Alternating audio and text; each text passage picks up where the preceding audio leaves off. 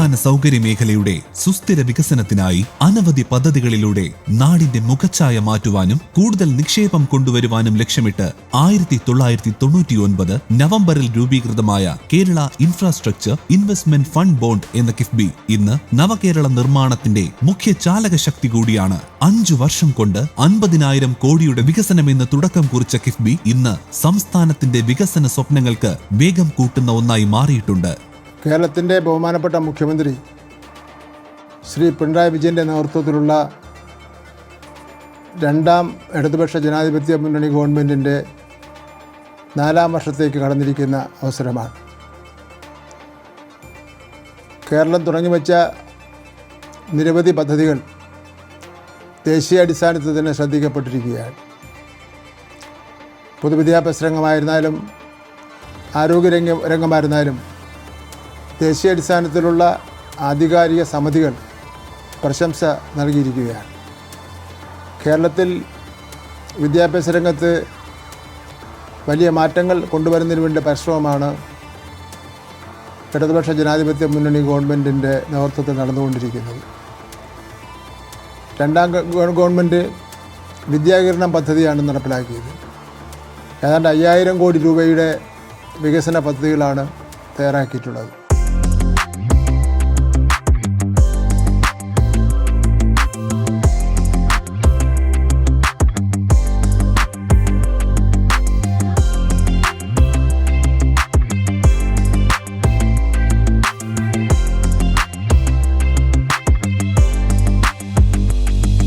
കിഫ്ബിയുടെ സഹായത്തോടെ വിദ്യാഭ്യാസ രംഗത്ത് അഭൂതപൂർവമായ അനവധി വികസനങ്ങൾ പ്രാവർത്തികമാക്കിയിട്ടുണ്ട്.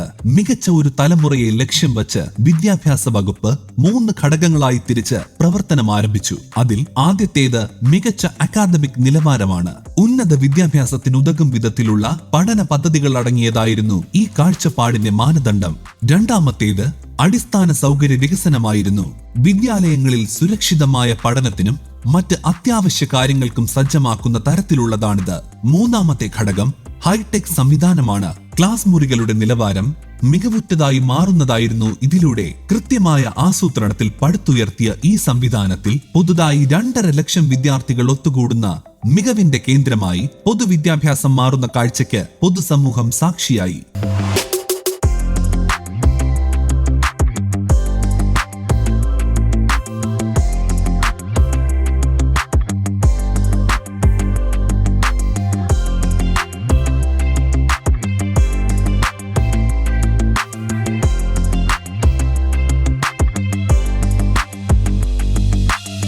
എയ്ഡഡ് സ്കൂളുകളുടെ മാച്ചിംഗ് ഗ്രാന്റ് പദ്ധതി, ഹയർ സെക്കൻഡറി സ്കൂളുകളിലെ അടിസ്ഥാന സൗകര്യ വിപുലീകരണം, ലബോറട്ടറി, ലൈബ്രറി സജ്ജമാക്കൽ, സ്കൂളുകളിലെ ഫർണിച്ചർ നവീകരണം, സ്വന്തമായി സ്ഥലമില്ലാത്തതും അപര്യാപ്തവുമായ സ്കൂളുകൾക്കു വേണ്ടി ഭൂമി വാങ്ങുന്ന സ്കീം, അങ്ങനെ നിരവധി പ്രോജക്റ്റുകൾ കിഫ്ബി മുഖാന്തരം പൊതുവിദ്യാഭ്യാസ വകുപ്പ് നേടിയെടുത്തതാണ്. കൂടാതെ മികച്ച വിദ്യാഭ്യാസം നൽകുന്നതിനായി സാങ്കേതിക ഉന്നത വിദ്യാഭ്യാസ കേന്ദ്രങ്ങൾ വഴി സാങ്കേതിക വിദഗ്ധർ നേതൃത്വം നൽകുന്ന സ്കൂൾ വർക്ക്ഷോപ്പ്, വിദ്യാർത്ഥി കേന്ദ്രീകൃത പ്രവർത്തനം, തൊഴിൽ പരിശീലനം, അധ്യാപക പരിശീലനമൊക്കെ കിഫ്ബി വഴി വിദ്യാഭ്യാസ വകുപ്പ് ആവിഷ്കരിച്ച് നടപ്പിലാക്കിയവയാണ്. സ്കൂൾ അടിസ്ഥാന സൗകര്യ വികസനം കിഫ്ബി വഴി 2565 കോടി രൂപ നിക്ഷേപിക്കുകയും ചെലവഴിക്കുകയും ചെയ്തിട്ടുണ്ട്.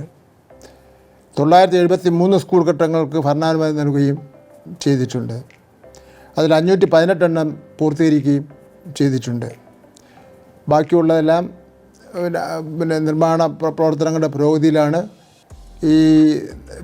ഈ വർഷം കൊണ്ട് ഈ മുഴുവൻ തുടങ്ങി വെച്ച പ്രവർത്തനങ്ങൾക്കും പൂർത്തീകരിക്കാൻ കഴിയുമെന്ന് വിശ്വസിക്കുകയാണ്. ഇതുകൂടാതെ ശാസ്ത്ര സാങ്കേതിക വിദ്യാഭ്യാസ രംഗത്തും നബാർഡിൻ്റെ ഫണ്ട് ഉപയോഗിച്ചുകൊണ്ട്, നബാർഡിൻ്റെയും അതുപോലെ തന്നെ കിഫ്ബിയുടെയും ഫണ്ട് ഉപയോഗിച്ചുകൊണ്ട് പ്രവർത്തനം നടത്തിയിട്ടുണ്ട്.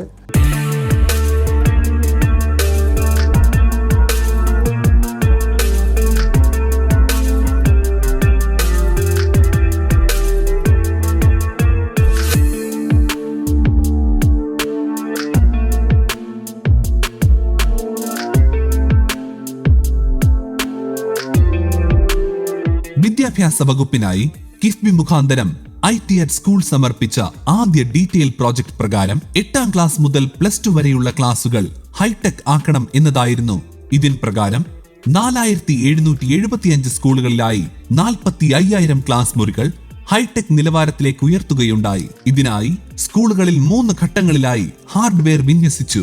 ഇതിനായി സ്കൂളുകൾ നടത്തേണ്ട പ്രവർത്തനങ്ങൾ പൂർത്തിയാക്കുന്ന മുറയ്ക്ക് മുൻഗണനാക്രമം പാലിച്ച് നടപ്പിലാക്കുകയുണ്ടായി.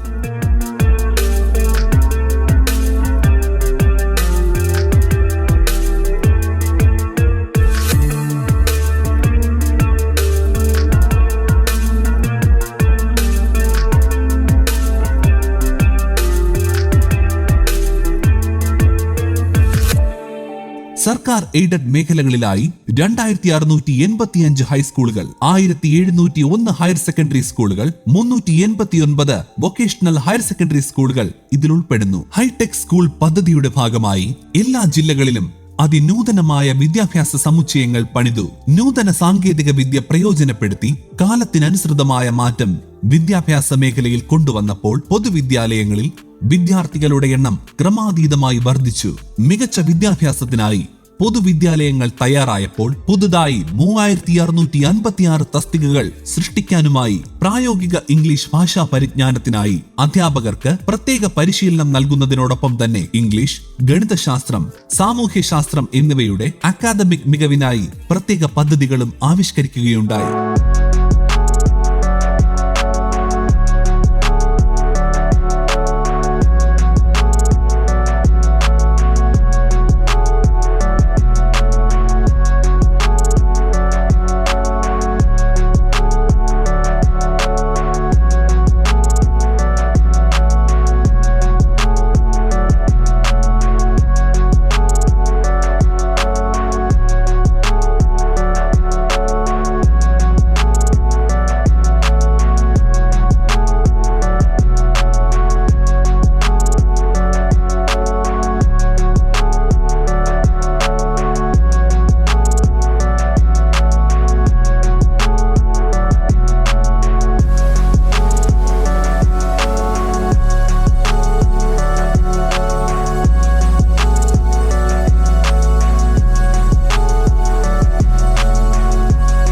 കിഫ്ബി വിദ്യാഭ്യാസ വകുപ്പിന്റെ ഉന്നമനത്തിനായി അനവധി നിർമ്മാണ പ്രവർത്തനങ്ങൾ പൂർത്തിയാക്കുകയും ത്വരിതഗതിയിൽ നടത്തുന്നവയുമുണ്ട്. സർക്കാർ സ്കൂളുകൾ അന്താരാഷ്ട്ര നിലവാരത്തിലേക്ക് ഉയർത്തുന്ന കാര്യത്തിൽ വിദ്യാഭ്യാസ വകുപ്പിനോടൊപ്പം തോളോട് തോൾ ചേർന്ന് പ്രവർത്തിക്കുകയാണ് കിഫ്ബി.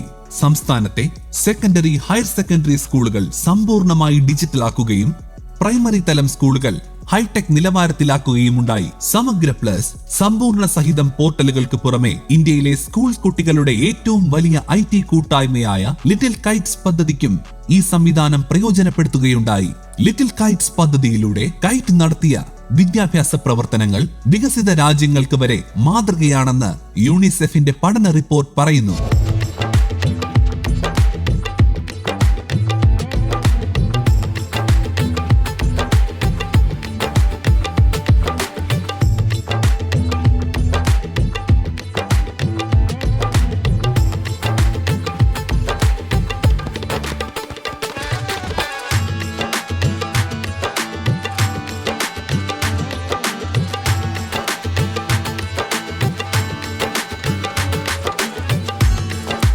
സർക്കാർ വിദ്യാഭ്യാസ സ്ഥാപനങ്ങളുടെ ഭൗതിക വികസനത്തിന് വലിയ തോതിൽ മുന്നേറുന്നതിന് കിഫ്ബി ഫണ്ട് പ്രയോജനപ്പെട്ടിട്ടുണ്ട്. സംസ്ഥാനത്തെ ഹൈടെക് സ്കൂളുകളിൽ ഹൈടെക് ലാബ് പദ്ധതി പ്രകാരം 1,35,551 ലാപ്ടോപ്പുകൾ, 69,945 മൾട്ടിമീഡിയ പ്രൊജക്ടറുകൾ, 1,439 USB സ്പീക്കേഴ്സ്, 43,256 മൗണ്ടിംഗ് കിറ്റ്സ്, 23,098 സ്ക്രീനുകൾ, 4,549 ടെലിവിഷൻ, 4,609 പ്രിന്റേഴ്സ്, 4,578 ക്യാമറകൾ, 4,720 വെബ് ക്യാം മുതലായവ കിഫ്ബി ഫണ്ട് ഉപയോഗിച്ച് പൊതുവിദ്യാഭ്യാസ വകുപ്പിന് ലഭിച്ച സേവനങ്ങളാണ്.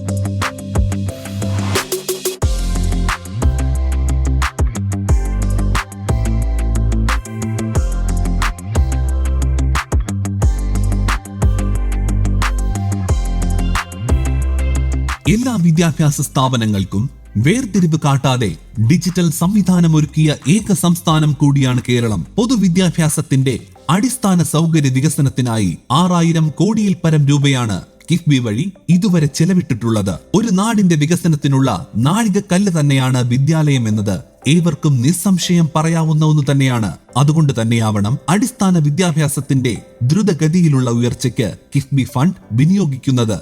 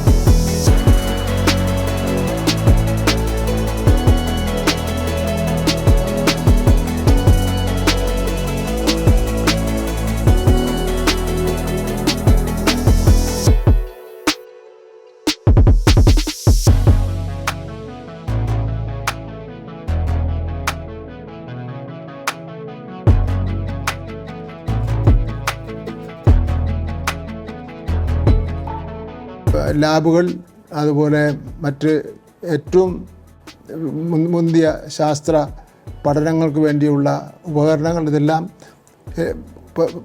ഏതാണ്ട് എല്ലാ സ്കൂളുകളിലും അതെല്ലാം ഇപ്പോൾ വാങ്ങി കഴിഞ്ഞിരിക്കുകയാണ്. അങ്ങനെ ദേശീയാടിസ്ഥാനത്തിൽ നോക്കിയാൽ അക്കാഡമിക്കിൻ്റെ കാര്യത്തിലായിരുന്നാലും നോൺ അക്കാഡമിക് കാര്യങ്ങളിലായിരുന്നാലും സ്പോർട്സ് ആയിരുന്നാലും കലയായിരുന്നാലും ഏത് നിലയിൽ നോക്കിക്കഴിഞ്ഞാലും കേരളത്തിൻ്റെ പൊതുവിദ്യാഭ്യാസ രംഗം മുന്തിയ നിലയിലാണ്.